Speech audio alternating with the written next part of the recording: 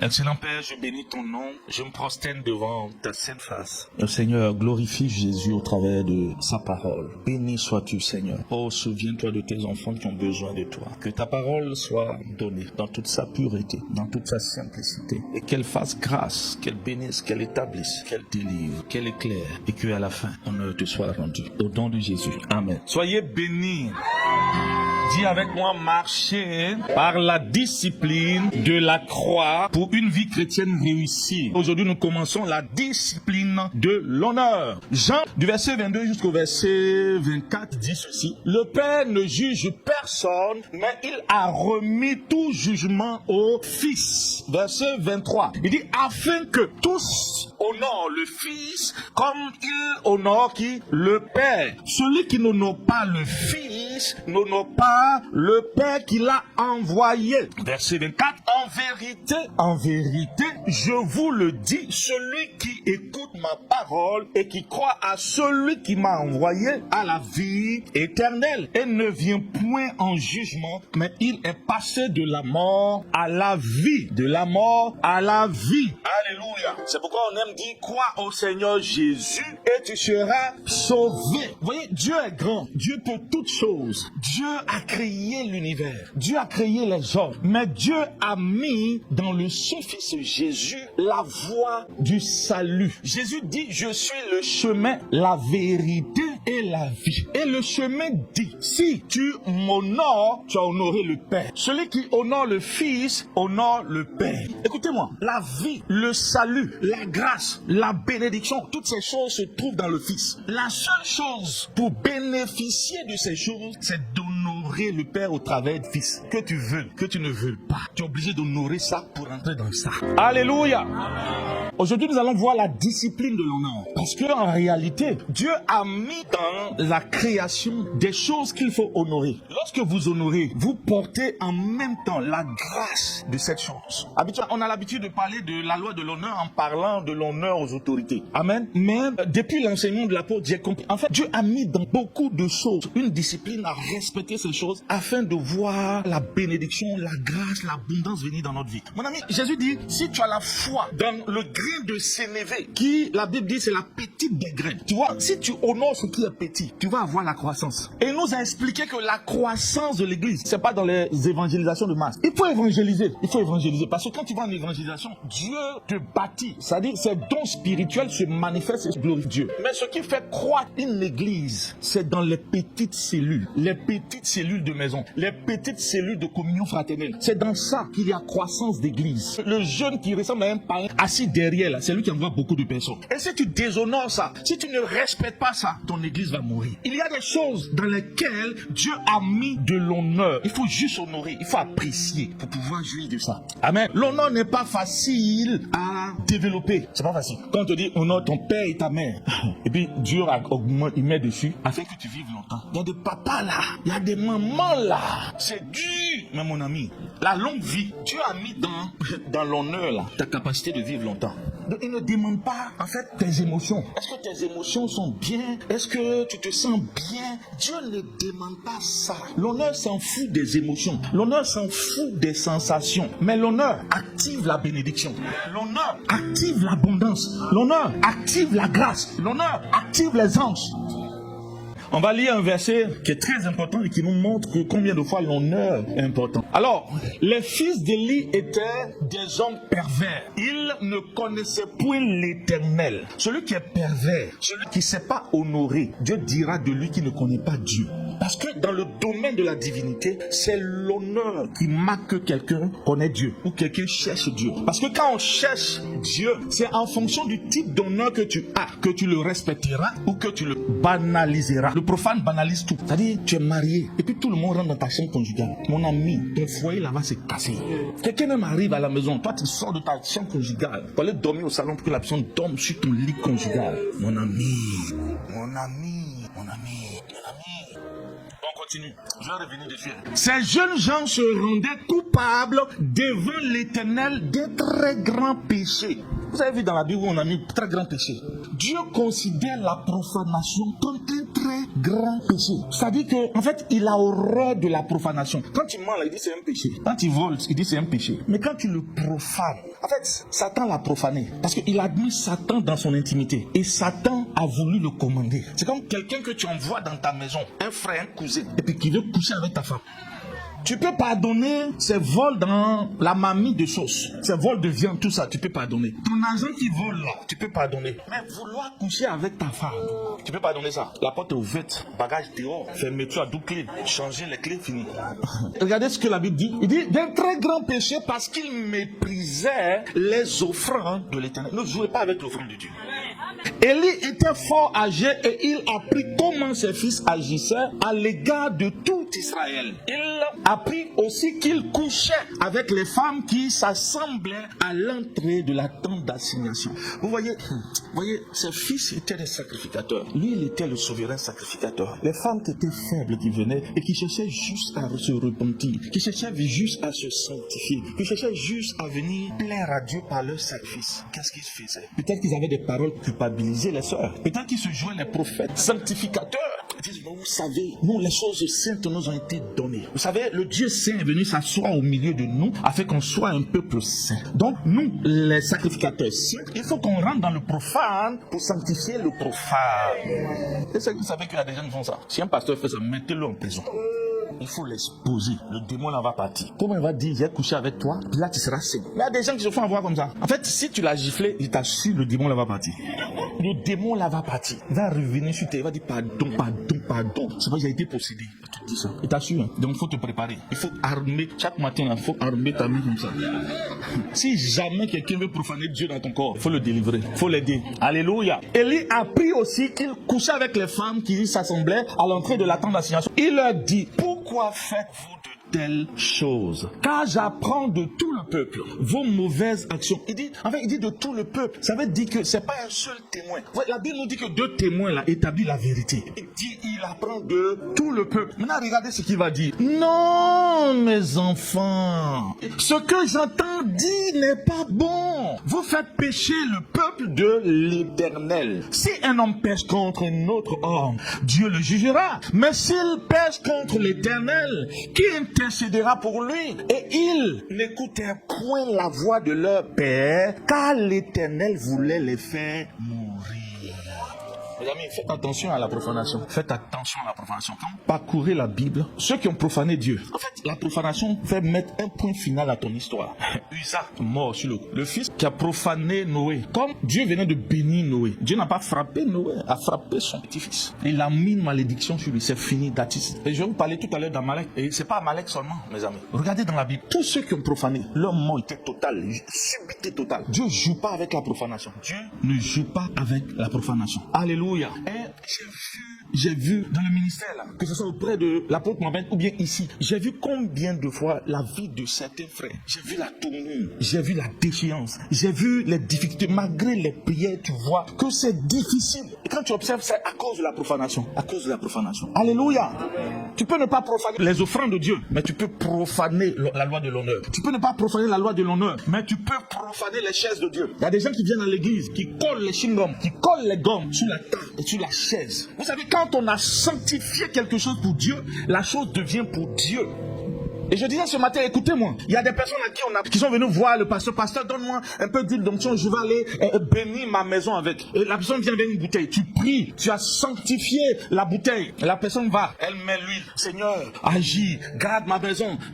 Et puis la personne dépose l'huile quelque part là. Un an après, un jour, la personne se lève. Il n'y a plus d'huile dans la maison. La personne lève la tête et la personne voit, voici de l'huile. Et la personne prend pour faire omelette. Si c'est toi, il faut demander bien pardon à Dieu. Il faut vraiment pleurer devant Dieu. Ne jouez pas avec Dieu. Ne jouez pas avec le Seigneur. Dieu, l'honneur, c'est une discipline spirituelle pour discerner ce que Dieu a mis comme honorable. C'est une discipline spirituelle pour valoriser ce que Dieu valorise. Le profane, c'est celui qui méprise. C'est celui qui, on dit ça c'est saint, mais lui, En fait, on dit les profanes parce que désacralisent à des sœurs, il y a des frères qui parlent de leur intimité de couple, on dirait de l'amusement devant tout le monde. Mes amis, faites attention. Très attention. Hier, je disais aux mariés, oui, c'est à vous. Je parlais de mariage. Hébreux, le chapitre 13, verset 4 dit que le mariage soit honoré de tous. Quand on dit de tous, c'est y compris les mariés, mais aussi ceux qui veulent rentrer dans le mariage. Et l'apôtre même parlait de ça. Il a vu dans l'église beaucoup de sœurs qui ne se marient pas parce que quand leurs sœurs devaient se marier, elles ont critiqué le mari et le mariage de leurs sœurs. Maintenant, quand leur tour arrivé, elles veulent se marier. Ce que tu as profané, comment tu veux goûter? Tu dis c'est pas bon. Maintenant, toi, tu dis c'est bon. Quand c'est les autres, c'est pas bon. Maintenant, à ton tour, ça devient bon. Tu vas goûter son c'est pas bon. Là. Amen. Je ne suis pas venu te faire peur. Mais l'enseignement, c'est pour nous donner du discernement. De voir qu'est-ce qui est sacré pour Dieu, qu'est-ce qui n'est pas sacré pour Dieu. Comment honorer ce que Dieu considère comme sacré. Alléluia. Amen. Gloire à Dieu. Et la Bible nous dit au verset 30, je commence au verset 29. Il dit, au verset 29, pourquoi foulez-vous aux pieds mes sacrifices et mes offrandes que j'ai ordonné de faire dans ma demeure? D'où vient que tu honores tes fils plus que moi? Oh. Alors que nous avons vu que Élie avait grandi ses enfants, non? Mais si Dieu dit que Élie a honoré ses enfants plus que lui, ça veut dire que pour ce type de faute-là, c'est pas ce type de correction qu'il faut donner. Parce que tu peux pas simplement dire ça et laisser des gens qui profanent continuer l'office de la sacrificature. Ça veut dire qu'il a parlé légèrement et puis les a laissés continuer. Il aurait fallu que Élie les retire de la sacrificature pour les enseigner et les envoyer à connaître le sacré. Leur donner la forme du sacré. Parce que quand on dit un sacrificateur, c'est celui qui a pris la forme du sacré. Amen. Mais il n'a pas fait ça. C'est comme dans l'église, un frère qui touche à les soeurs seulement. S'il est dans un département, on l'enlève, on le débarque, on le met sous discipline. Amen. Et s'il continue, on l'expose. Dieu dit, d'où vient que tu honores tes fils plus que moi, afin de vous engraisser des prémices de toutes les offrandes d'Israël, mon peuple. Maintenant, regardez au verset 30. C'est pourquoi voici ce que dit l'Éternel, le Dieu d'Israël. J'avais déclaré que ta maison et la maison de ton père marcheraient devant moi à perpétuité. Et maintenant, l'Éternel dit, loin de moi, car j'honorerai celui qui m'honore, mais ceux qui me méprisent seront méprisés. J'aimerais expliquer à quelqu'un. Il n'a pas dit que moi, Dieu, je vais le mépriser. Parce que Dieu ne peut pas mépriser quelqu'un. Vous me comprenez? Dieu est amour. Mais Dieu va laisser le dévoreur pour te montrer que lui, le dévoreur, là, il est le papa des mépriseurs. En Égypte, c'est pas Dieu qui a tué les enfants des Égyptiens. C'est le destructeur. Donc, sache que le destructeur n'a pas encore fini son œuvre. Et son œuvre est toujours en cours. La seule chose qui te protège, toi, c'est le sang de Jésus. Et donc, si tu as méprisé son sang, tu es devenu son manger. Amen. Tu es béni. Alors, l'honneur est une discipline spirituelle qui consiste à valoriser ce que Dieu valorise. Alléluia. Et à honorer ce que Dieu honore. Amen. La discipline de l'honneur consiste à toujours à rendre à Dieu ce qui est à Dieu. À ne jamais voler ce qui revient au Seigneur. Par exemple, tu pries pour quelqu'un. La personne avait mal au dos. Ça y est, dans l'église, maintenant, il faut que tout le monde sache que quand toi tu pries là, les gens guérissent. Comme si tu as la capacité de guérir. Parce que tu as vu quelque part, guérissez-les vous-même. Mon ami, c'est l'Esprit de Dieu qui est en toi là qui guérit les gens. Jésus veut que nous puissions avoir l'audace et la foi. C'est pourquoi il dit guérissez-les vous-même. Mais sachez que derrière, c'est un don de guérison. Et quand on parle de don, il y a un donateur. Quand on parle de don, il y a un donateur. L'Esprit de Dieu est celui qui donne les dons. Et donc, l'Esprit de Dieu aussi a été envoyé par le Dieu Père dans le nom de Jésus-Christ. Il dit, je vous enverrai ce que le Père a promis. Donc, ce que le Saint-Esprit fait doit honorer Jésus. Il dit, il m'honorera. Et donc, si toi, tu commences à voler l'honneur de Dieu, mon ami, tu es fait. Amen. Matthieu 22, verset 20. Jésus leur demanda, de qui sont cette effigie et cette inscription? Verset 21. De César, lui répondit-il. Alors il leur dit, rendez donc à César ce qui est à César. Il y a des honneurs qui sont aux hommes, donnez leurs honneurs. Quelqu'un est ton papa, donne-lui son honneur. Quelqu'un est ta maman, donne-lui son honneur. Quelqu'un est ton patron, donne-lui son honneur. Et il dit à Dieu ce qui est à Dieu. Il y a des choses qui appartiennent à Dieu, ne volent jamais. Son crédit ne reste pas sur quelqu'un. Et le crédit de quelqu'un ne reste pas sur lui. Il dit, il n'est le débiteur de personne. Amen. Alors, c'est quoi l'honneur? C'est kabad ou kabed, les deux se disent, alléluia, qui parle de être être lourd, énorme, chargé, être pesant, riche, considéré, être onéreux, faire éclater la gloire, rendre hommage, traiter avec honneur ce qui est rare et coûteux. Quand quelqu'un est votre chef de service, montrez-lui qu'il est important pour vous. C'est un secret. Moi, chaque fois quand je fais les joyeux anniversaires à mon bishop, le pasteur José, je finis toujours par « Tu es grand à mes yeux et important pour moi ». Parce que ton patron est grand, même s'il bégaye, même s'il est coup de taille, même s'il ne sait pas parler. Mais quand il rentrait dans cette entreprise-là, Dieu t'a pas propulsé, catapulté DG. Il t'a mis sous un responsable de service. Il est ton responsable de service. Tu réponds de lui. Tu ne l'honores pas. À la fin de l'année, il te note mal. Et tu viens voir le pasteur. Mon patron là, il ne m'aime pas. Mon patron là, il me combat. Mon patron là, il fait ceci, il fait cela. Faut l'honorer, tu vas voir. C'est qui déteste qu'on l'honore? Les rois aiment ça, hein? Oh, roi, vis éternellement. Dans la Bible, vous allez voir ça. Il y a comme David crie. Quand il était sur la colline, pas quand il était dans la grotte, quand il était sur la colline, il crie. Abner! Il crie pas contre le roi. Hein. Oh, il voulait que le roi entende.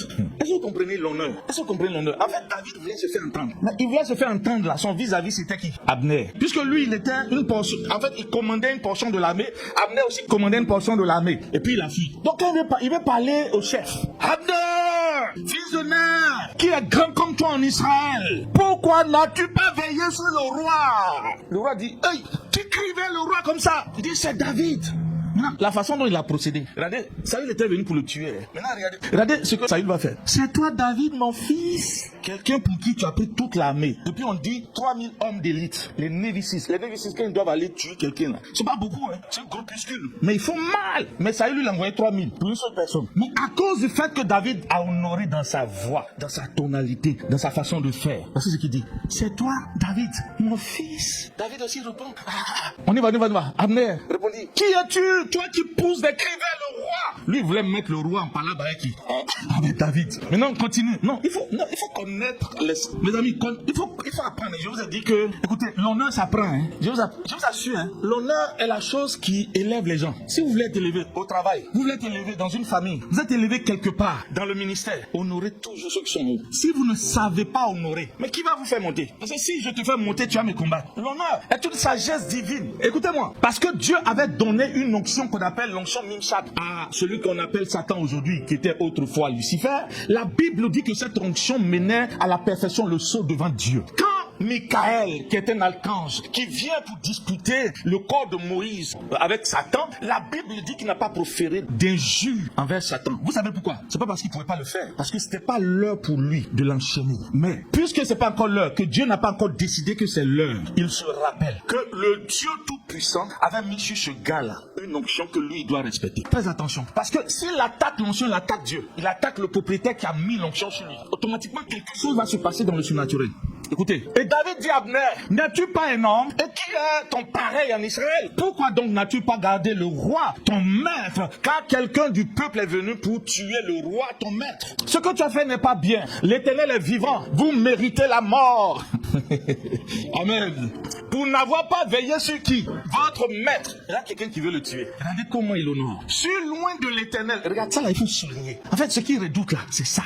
Ce que David redoute là, c'est ça. Loin de l'Éternel. Loin de l'Éternel. Et il dit, regarde maintenant où sont la lance du roi et la cruche d'eau qui était à son cheveu. Saül reconnut la voix de David et dit, est-ce bien ta voix, mon fils David? Regardez, un ennemi est devenu un papa. L'honneur, donc on peut écrire en grand, l'honneur change les ennemis en papa. Amen. Shakabaya. Il dit, est-ce bien toi, ta voix, mon fils David? David répond, c'est ma voix, oh roi, mon Seigneur.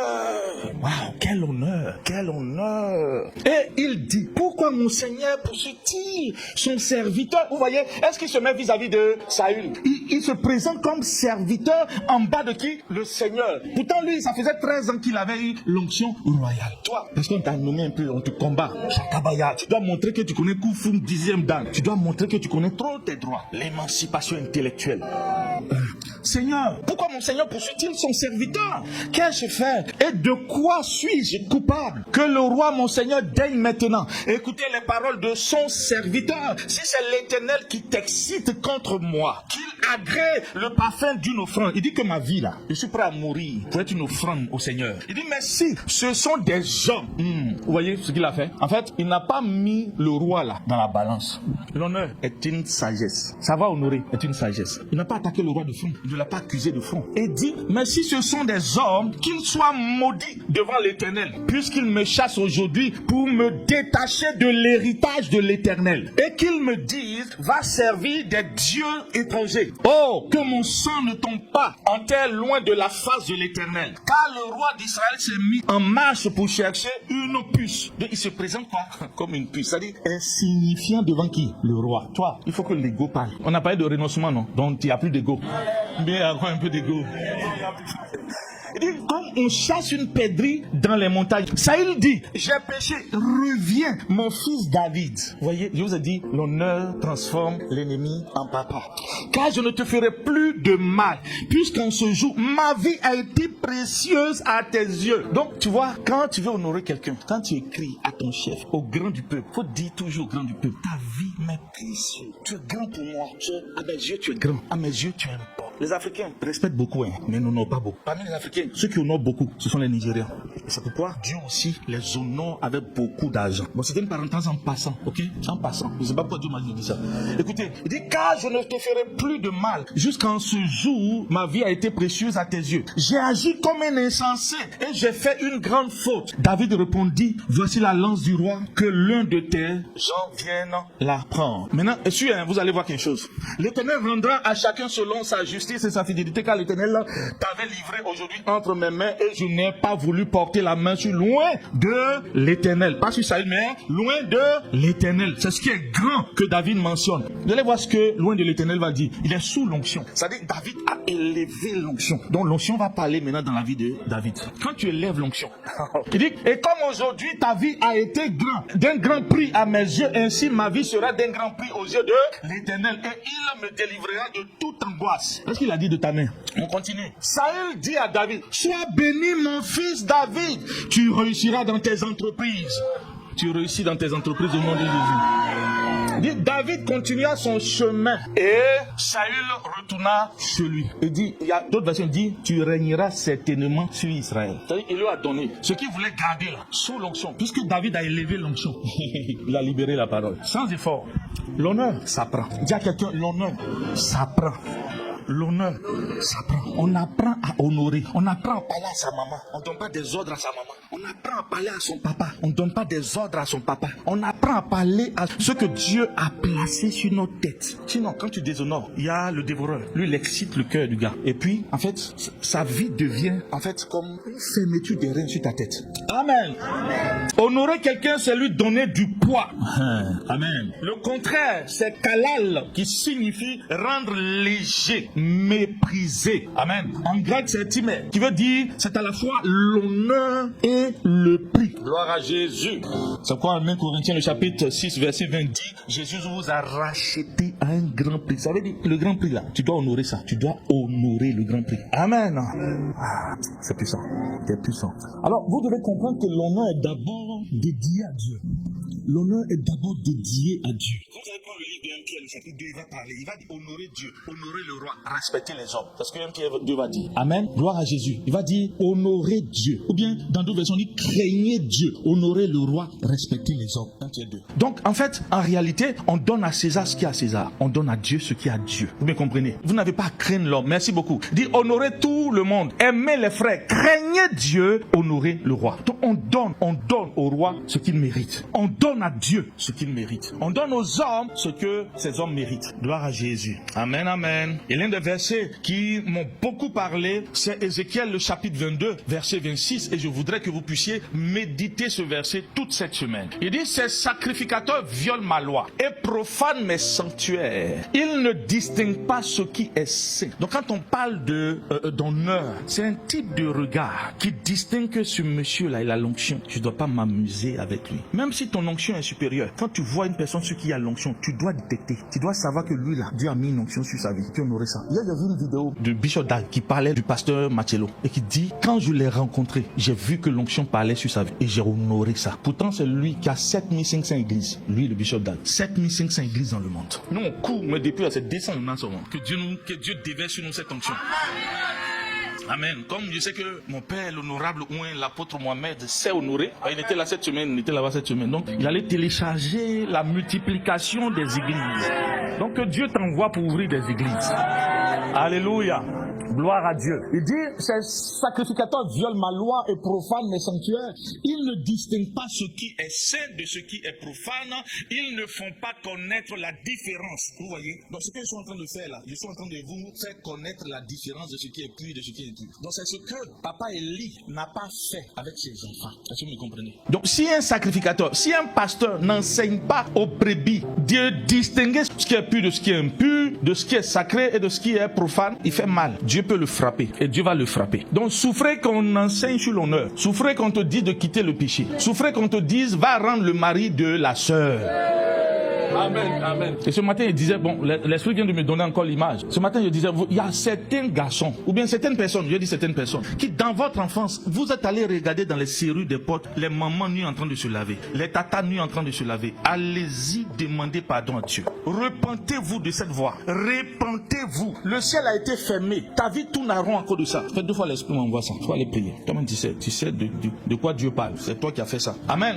Savoir honorer, c'est la capacité de distinguer, de valoriser ce que Dieu valorise. La profanation, c'est un manque de distinction et le mépris et la banalisation de ce qui est sacré. Il y a des gens qui n'honorent jamais ce qui est sacré, banalisent tout. Viennent ici à l'hôtel avec du café. C'est si on boit le café, tu vas avoir quoi? Dis à quelqu'un, savoir honorer s'apprend. Alors, comment Jésus a-t-il observé le principe de l'honneur durant sa croix, durant la passion, pendant qu'il était en train de partir vers la croix? Amen. Alors, quand Jésus, en Jean le chapitre 18, verset 19, était devant le sacrificateur, la Bible nous dit qu'on lui a posé une question. Le sacrificateur lui a posé la question d'expliquer sa doctrine et d'expliquer ce que lui et ses disciples faisaient. Donc Jésus a répondu. En fait, qu'est-ce que Jésus fait? Jésus ne se compromet pas. Il répond avec exactitude et respect. Vous comprenez, non? Dieu ne te demande pas de te compromettre, de mentir devant une autorité. Amen. Mais tu dois répondre avec respect et exactitude. Jésus dit, regardez, tous ceux qui sont là, je ne me suis pas caché. J'ai été dans le temple, dans les synagogues. J'ai prêché. Demandez-leur ce que je leur ai dit. Je n'ai pas enseigné en secret. Et il y a un huissier qui était là qui l'a giflé. Et puis il lui a dit, c'est comme ça que tu parles au sacrificateur? Alléluia. Au souverain sacrificateur. Et Jésus lui a dit, Jésus n'a pas parlé au sacrificateur. Il a fait comme David. Jésus a parlé à qui? À l'huissier. Il dit, si j'ai mal parlé, fais voir ce que j'ai dit de mal. Maintenant, si j'ai bien parlé, pourquoi me frappes-tu? Vous voyez, non? Donc Jésus, il vient, il est en train de parler. Ce tribunal est juste. Mais Jésus ne s'en prend pas au sacrificateur. Est-ce que tu me comprends? Pourquoi? Parce que la sacrificature a été imposée ou initiée par son Père céleste pour être au milieu de son peuple. Donc lui, Jésus ne peut pas attaquer ça. Parce que s'il attaque ça, il attaque qui? L'initiateur. Est-ce que vous me comprenez? Maintenant, suivez encore. La deuxième des choses, ça a été encore une autre question. En Matthieu 26, le souverain sacrificateur se leva et lui dit, ne réponds-tu rien? Qu'est-ce que ces hommes déposent contre toi? L'enfant dit, ils sont en train de t'accuser. Tu ne réponds pas. La Bible nous dit, ça dit qu'au souverain sacrificateur, vous m'écoutez, non? Écoutez-moi très bien. Hein? L'autre scène est passée. On est dans une autre scène. Le souverain sacrificateur pose la question. Donc, mon ami, si tu réponds, tu peux mal répondre, ça peut lui faire mal. Est-ce que vous comprenez? La Bible nous dit, Jésus garda. Écoutez bien, il dit, Jésus garda le silence. Et le souverain sacrificateur prenant la parole dit, maintenant suis ce qui va se passer. Comme il ne veut pas se faire avoir, pas une histoire de se fâcher contre le souverain sacrificateur. Regardez ce qui se passe. Ils ont utilisé maintenant la loi pour vouloir faire quoi? Le faire tomber. Il dit, comme il n'a pas répondu, il dit, le souverain sacrificateur prenant la parole lui dit, je t'adjure par le Dieu vivant de nous dire si tu es le Christ, le Fils de Dieu. Maintenant, qu'est-ce que Jésus a fait? Il dit, tu l'as dit. Il dit, tu l'as dit. Vous savez pourquoi est-ce que Jésus était obligé de répondre ici? À cause du mot adjurer. À cause du mot adjurer. En fait, c'est une insistance. Quand tu étudies, c'est une insistance qui utilise le sacré. Amen. Maintenant, pour comprendre pourquoi Jésus était obligé devant ce petit mot-là de répondre, allons-y maintenant, Lévitique 5, verset 1. Lisons ensemble, s'il vous plaît. Il dit, si dans une procédure de justice, quelqu'un entend la formule d'adjuration et ne dit pas ce qu'il sait, alors qu'il est témoin ou qu'il a vu ou a appris quelque chose, il portera la responsabilité de sa faute.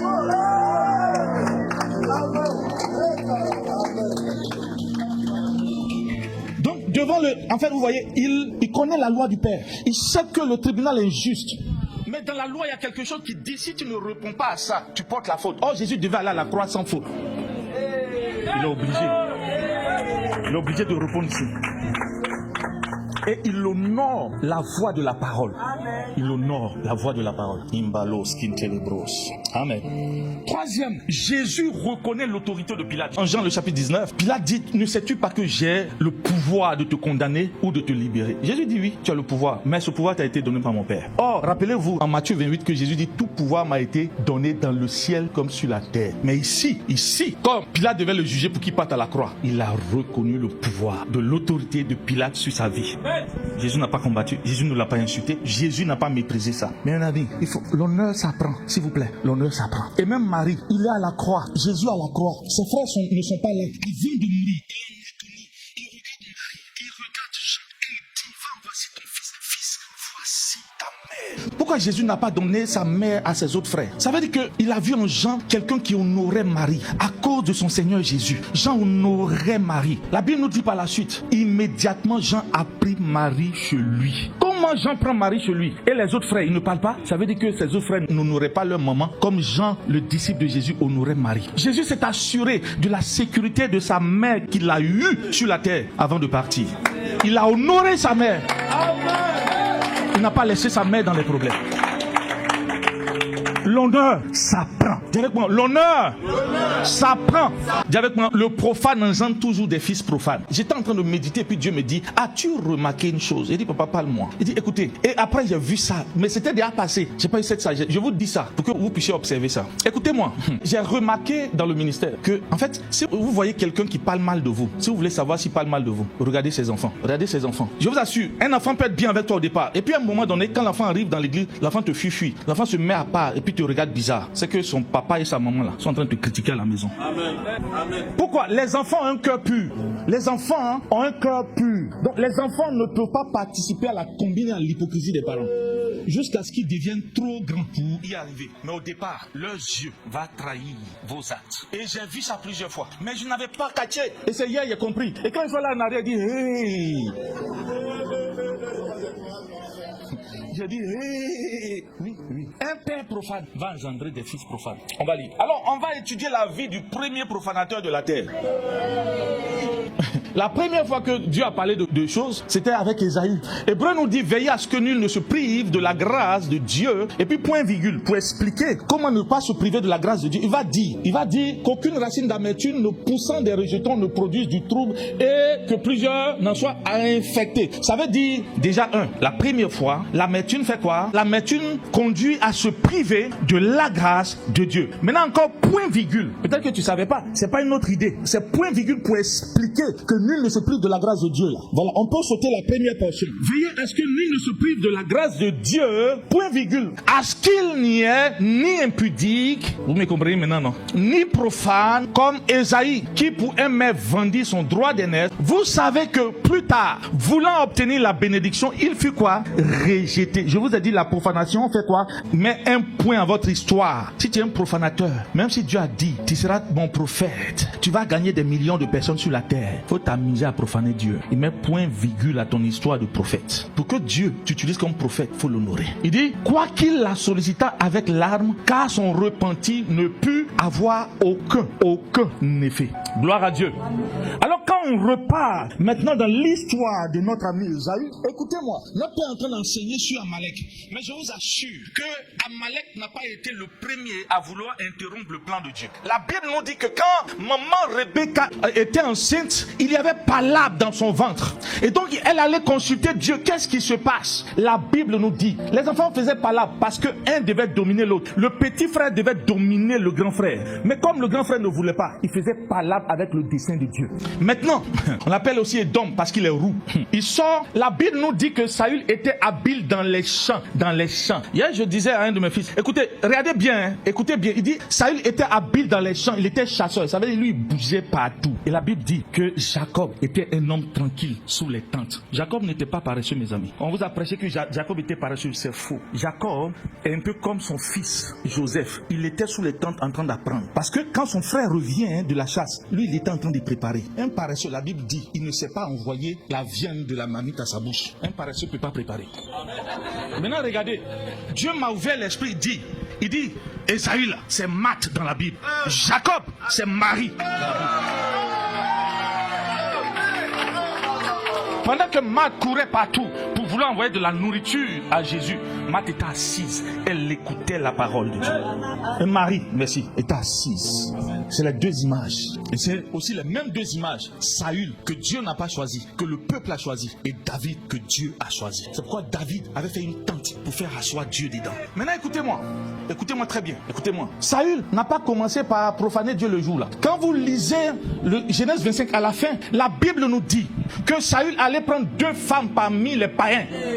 Et ce fut un sujet d'amertume pour sa mère et pour son papa. Regardez sa lignée. Regardez. Abraham a marié Sarah, sa parenté. Isaac a marié sa soeur, parenté. La deuxième femme de Abraham, c'est sa femme qui lui a donné. Leur coutume permettait. Mais Ésaü, c'est venu d'où? Il a été le premier à prendre des femmes païennes.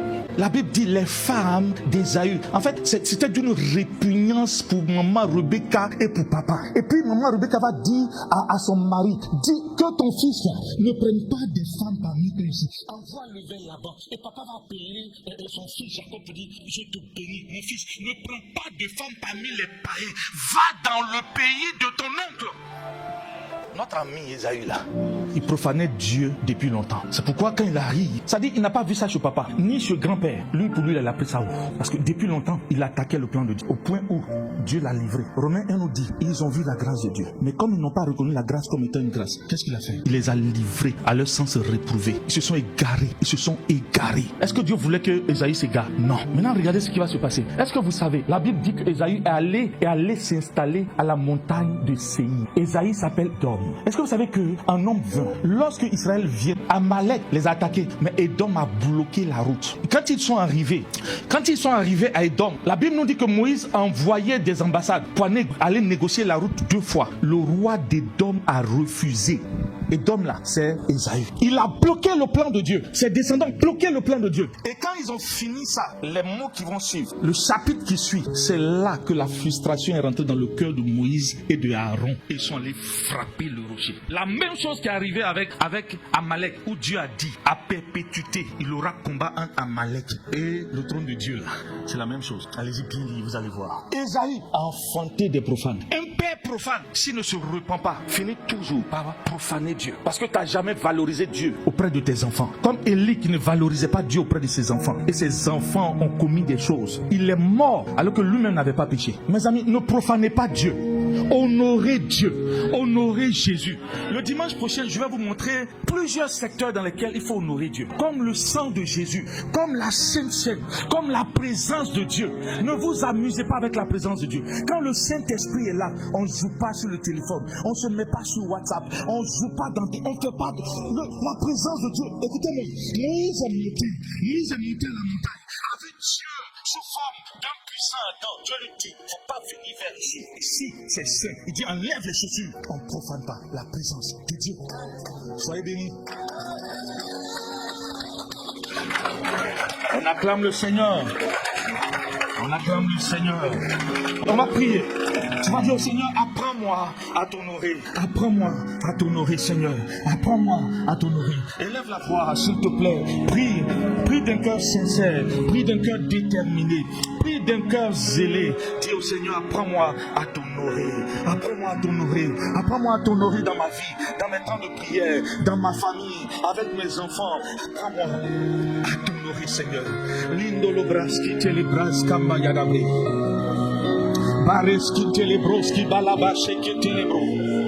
Maroski telebroski telebroski balabababa. E maroski telebroski baradabreski telebros. Minele de shegede kadada moski telebros. Madaka dala braski telebroski baradabre. Rimala shike telebroski dalabra. Oh, merci Seigneur. Merci Seigneur pour la vie de tes enfants. Merci Seigneur pour notre cœur. Merci Seigneur pour nos mobiles. Merci Seigneur pour nos regards. Apprends-nous à te considérer. Apprends-nous à observer ce qui est saint. Apprends-nous à sanctifier ce qui est saint. Donne-nous un langage de consécration, un langage d'honneur, un langage d'élévation. Apprends-nous à rendre lourd nos responsables. Apprends-nous à honorer nos responsables. Apprends-nous à honorer nos chefs. Apprends-nous à honorer le roi, les chefs d'État. Apprends-nous à avoir un langage convenable. Bénis nos vies, Seigneur. Que le feu de l'Esprit de Dieu nous embrase afin de te glorifier davantage. Bénis ton peuple, Seigneur. Que l'honneur soit, Seigneur notre Dieu, notre partage. Bénis ce peuple. Oui, déverse ton honneur dans ce peuple. Au nom puissant de Jésus-Christ de Nazareth. Et nous disons Amen. Amen. Et Amen. Acclame le Seigneur.